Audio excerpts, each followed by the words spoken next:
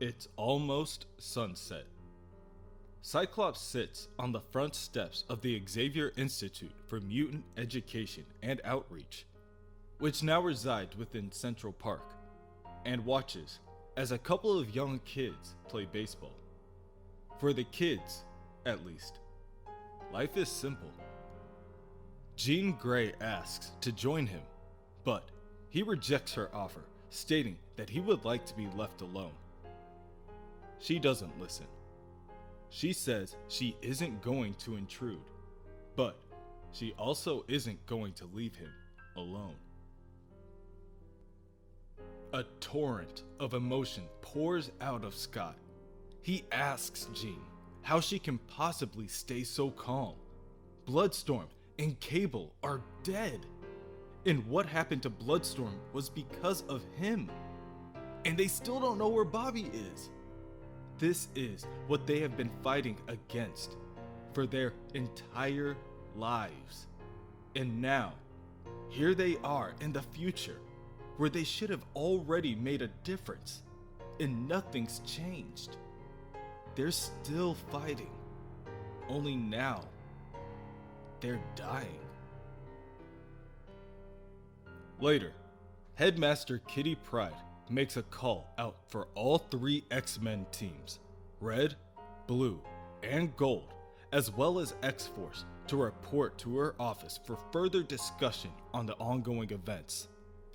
Shatterstar is the last to join the meeting, and when he does, Kitty begins. In the last 24 hours, 2 X-Men have been killed.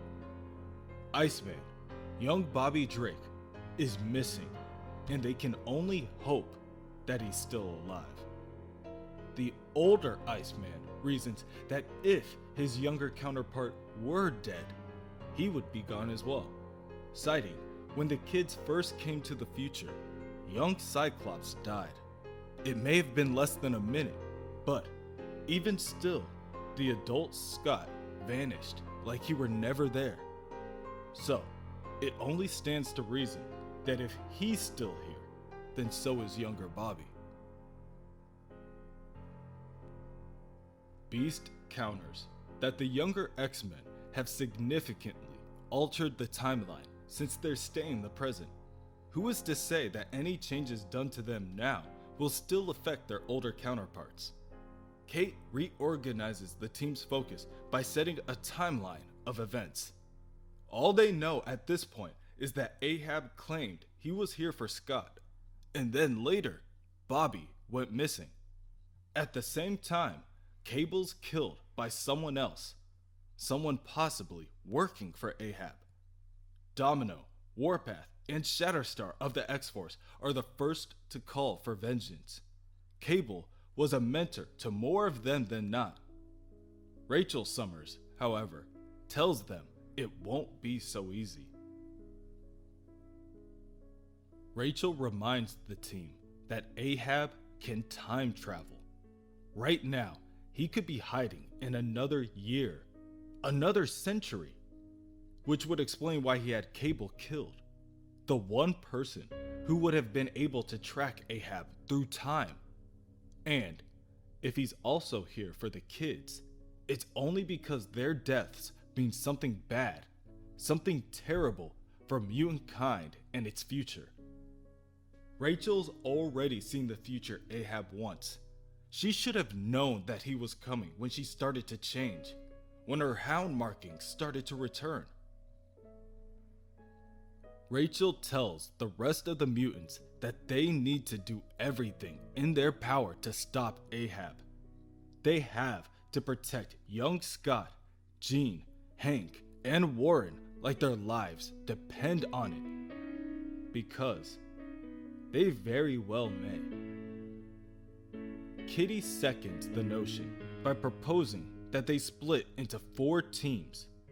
Each team will take one of the remaining original 5 back to their base and protect them.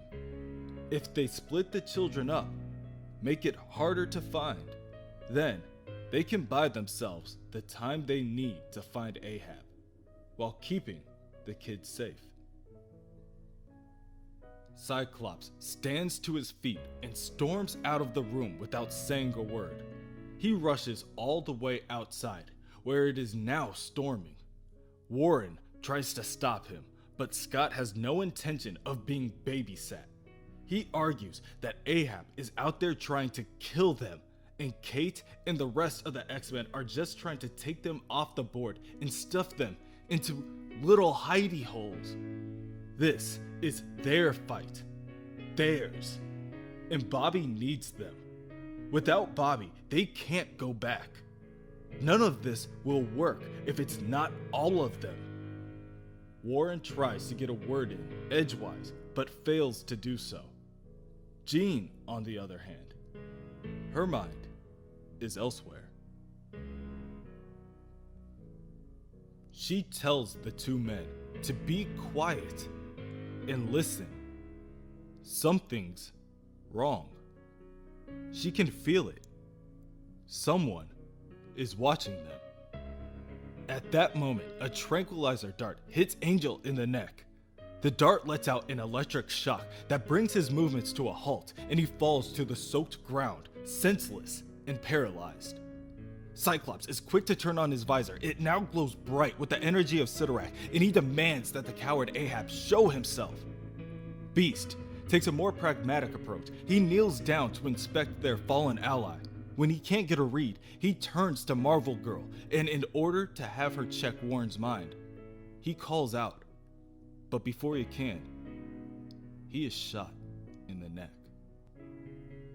Beast wavers back and forth as the venom in the tranquilizer dart begins to take effect. Marvel Girl attempts to keep him on his feet, but within seconds, Beast is knocked out cold.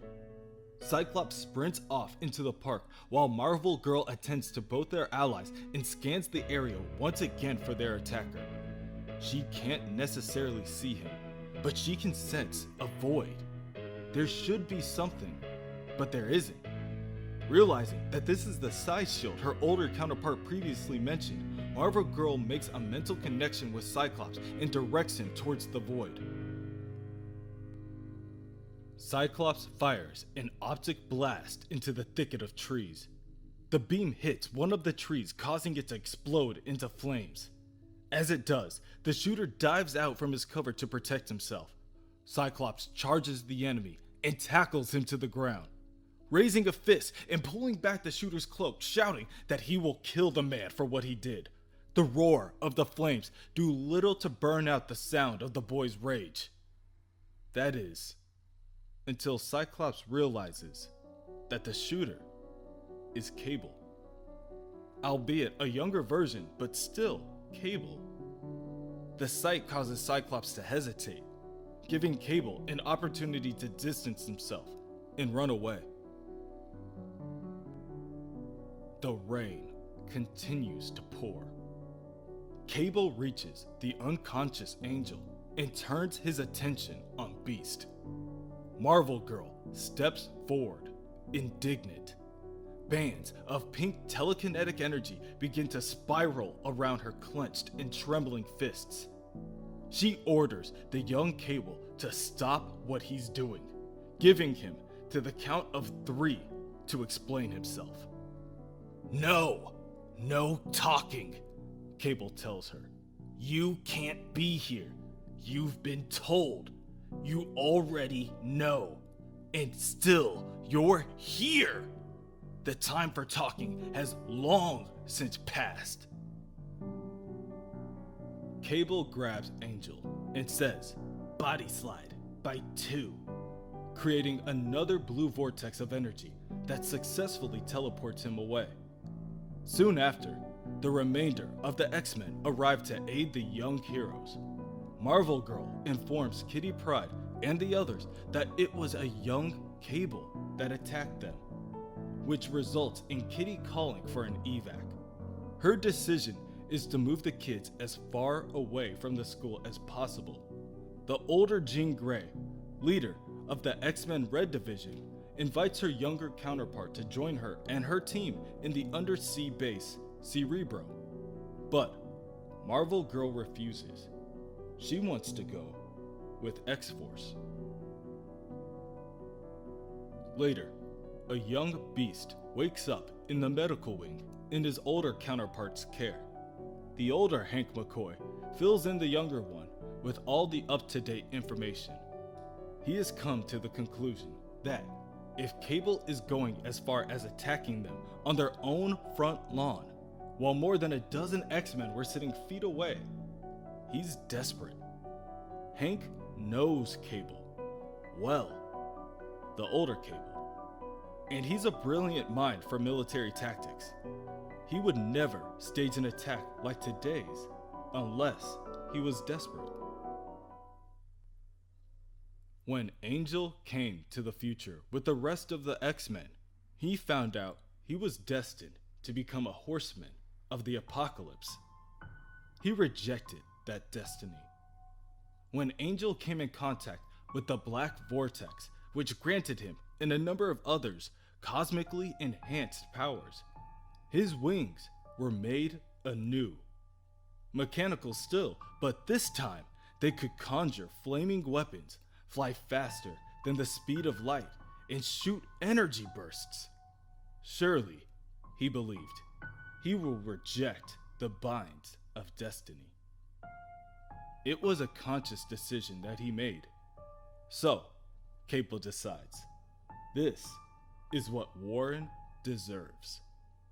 Cable binds Angel's hands and feet with steel chains while using a mechanical device to brace and grip his wings. He then flips a switch that turns on a buzzsaw, and Cable watches as the machine rips Warren's wings right out of his back.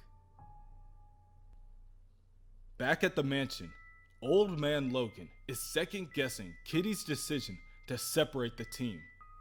Before she can defend her position, the school is attacked. With an explosion, the front door and windows shatter apart. Dozens of mutant hunting hounds leap through the building. They scratch and claw at the unexpected children and quickly begin to overtake the area. Ahab holds up his harpoon and cackles. "You think you can just hide the young X-Men from me? That Ahab, the Houndmaster, wouldn't come directly to you and snatch them directly from your grasp." Rachel watches the destruction unfold and is at a loss of words. It's really him. She snaps and torpedoes towards Ahab. "Not again," she says. He made a mistake coming to the school. She vows to Ahab that she is going to make sure the monster regrets it. Ahab launches his harpoon at Rachel and it sinks into her shoulder before throwing her off course and crashing to the floor. "Monster?" he spits. "That's rich, coming from one of the most notoriously bloodthirsty hounds. Tell me, Rachel, do your friends know how many of their kind you killed in your time? Do they know how much joy you took from it? How you lapped up the blood of the other mutants and begged for more?" Beast turns to help Rachel amongst the chaos, and Ahab tells him, "I have no interest in killing Rachel. It does me no good. Gives me no advantage. Not like killing you. No, don't worry about Rachel. She'll survive. It's my other hounds you should worry about."